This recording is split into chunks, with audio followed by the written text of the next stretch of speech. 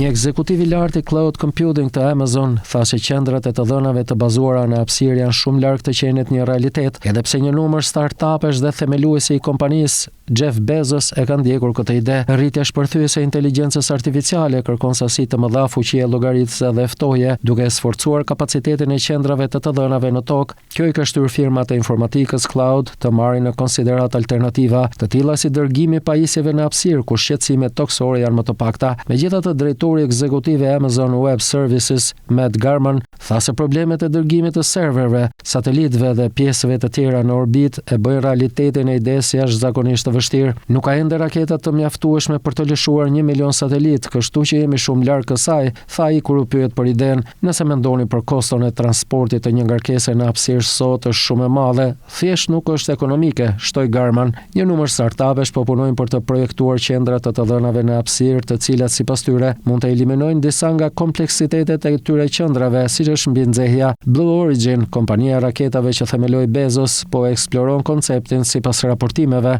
Bashkimi SpaceX dhe XAI të Elon Musk këtë javë synojnë gjithashtu të ndihmojnë në lehtësimin e qendrave të të dhënave në hapësirën kozmike. Musk tha se qendra të tilla do të jenë kritike pasi kërkesa globale për energji elektrike për inteligjencë artificiale thjesht nuk mund të përmbushet me zgjedhje toksore. Në nëntor Google njoftoi projektin Suncatcher për qendrën e të dhënave orbitale, për të cilin kompania tha se mund të ketë lançime testuese që vitin e ardhshëm.